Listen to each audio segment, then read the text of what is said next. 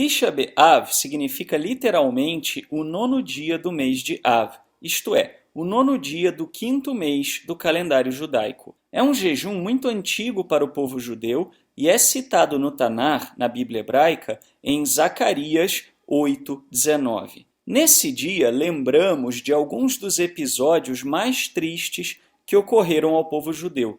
Citaremos aqui os 3 principais. O primeiro foi quando o povo, saído do Egito, murmurou contra o Eterno e foi impedido de entrar na terra prometida por 40 anos. O segundo foi quando o primeiro templo foi destruído pelos babilônios. O terceiro foi quando o segundo templo foi destruído pelos romanos. Em todos os casos, nosso povo pecou contra o Eterno. Por essa razão, expressamos a ele o nosso arrependimento. No judaísmo, o jejum é uma expressão exterior do arrependimento. O que fazemos nesta data? Praticamos o jejum, que é a abstinência de alimentos sólidos ou líquidos, e também de água. Observamos isso desde o início da data ao pôr do sol até o anoitecer do dia seguinte.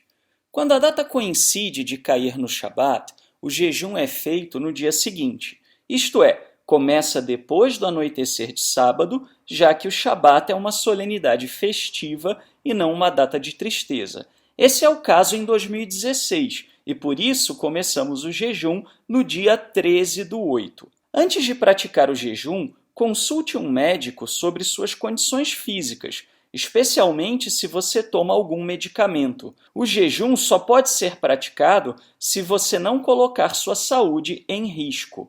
E se você passar mal durante o jejum, é obrigatório se alimentar imediatamente. Se você não consegue fazer o jejum e deseja simbolicamente se abster, por exemplo, de comer alimentos gostosos ou de doces, lembre-se que quando fazemos o melhor que podemos, isso é sempre válido perante o Criador, mesmo quando não é prática comum. E mesmo que você não faça qualquer jejum, ainda há outras formas de participar. Nessas datas, também evitamos coisas prazerosas e também evitamos nos embelezar com roupas alegres, maquiagens, etc., pois o espírito desse dia é de tristeza e arrependimento. Podemos tomar banho, lavar as mãos e a boca, desde que seja para fins de higiene e não para fins de prazer.